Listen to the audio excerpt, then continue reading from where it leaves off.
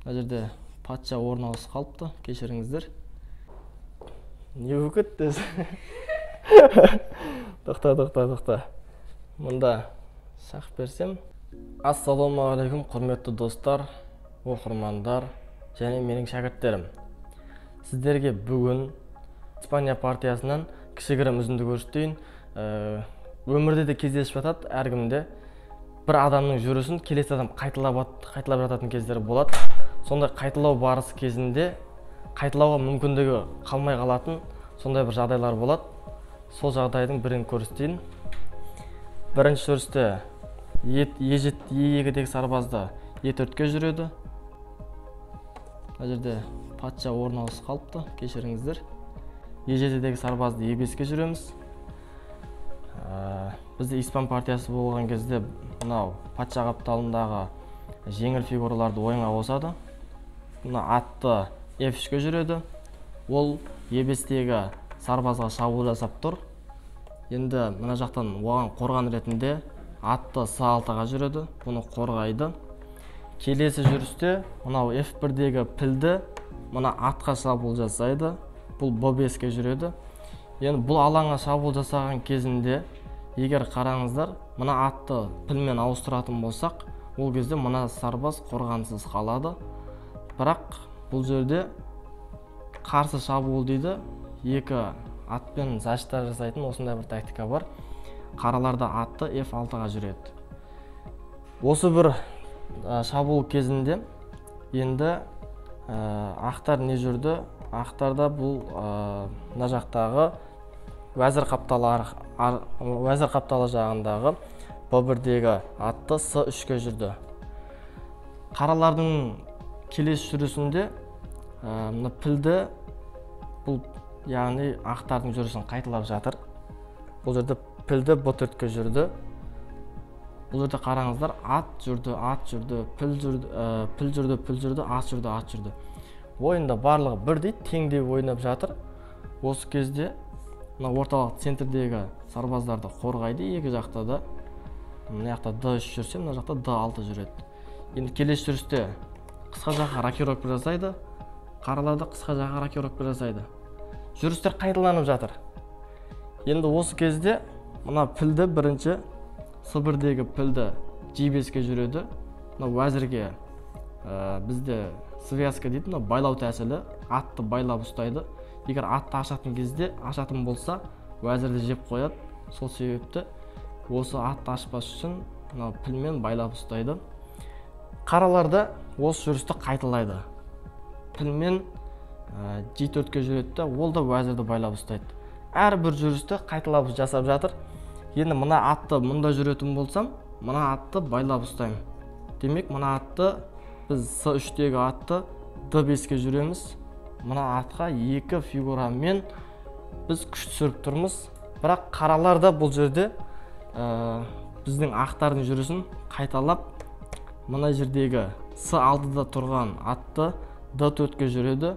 Ол да мына атқа екі фигурамен шабуыл жасайды. Әрбір жүрісті қаралар қайталап жатыр. Енді қарайық, бұл жерде мына D5-тегі атпен Б4-тегі мына пілді жеп қойды. Енді бұл қаралар да соны қайталап, Б5-тегі пілді атпен, D4-тегі атпен жеп қойды. Енді қайтадан ақтар мына жердегі Б4-тегі атты D5-ке жүрген кезде қаралар да соны қайталап, қайтадан D4-ке атты жүреді. Енді осы кезде мына ат байлаулы тұр. Мына ат не болып кетті? Тоқта. Мұнда шақ берсем. Кешіріңіздер, жаңылысып кеттім. Мына жерде енді мына байлау тәсілінен құтылу үшін мына уәзірді D2-ге жүреді. Бізде шахматта әрбір жүрісімізді жүрген кезде оған қайталап жүретін сондай бір ойыншылар табылып жатады. Осындай кезде мысалға мына уәзірді жүрсек, уәзірді жүріп жатыр. Атты жүрсек, атты жүреді. Пілді жүрсек, пілді жүреді. Енді осы кезде мынандай бір тактиканы қолдандық. Мен пілмен атты жедім. F6-дағы атты жедім. Егер бұл жетім болса сарбазбен, мен атпен жесем, патшаға шақ және уәзірге шабуыл жасаймын, сонда уәзірді ұтып аламын. Сондықтан ол да менің жүрісімді қайталап, мынау пілмен F3-ке атты жеп келді. Енді осы кезде атпен E7-ден шақ берген кезде бұл біздің жүрісімізді қайталай алмай қалады. Жүрістің барлығын қайталау осы кезде дұрыс болмайтындығына осы біздің жүрісіміз дәлелі болады. Сонда шахматта біреудің жүріспен жүріс қайталап отырған дұрыс емес. Осы жерде мына атпен шақ берген кезде амалсыздан ол патшаны қашады.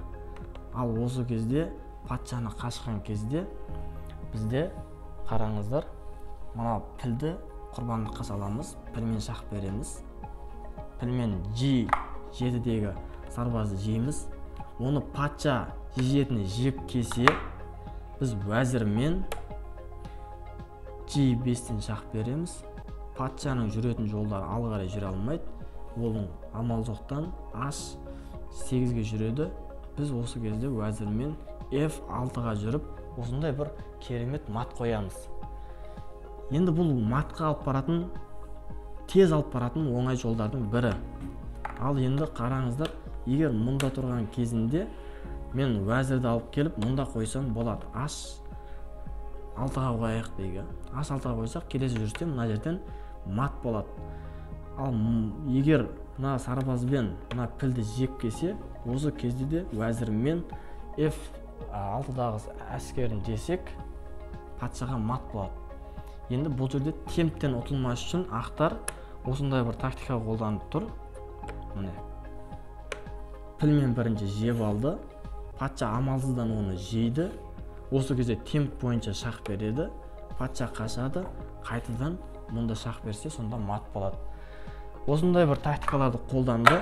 Құрметті достар, шәкірттер, бізде шахматта ойнау барысында біздің қарсыласымыз қандай ойыншы болсын, ол мықты болсын немесе өзіндік дәрежесі болсын, қандай ойыншы болса да, оның жүріспен жүріс қайталап отырмаңыздар. Өзіңізде шахматқа деген планыңыз, жоспарыңыз болсын. Егер осындай жүрістерді қайталап отыратын болсаңыздар, осындай жеңілістерге ұшырауға мәжбүр боласыздар.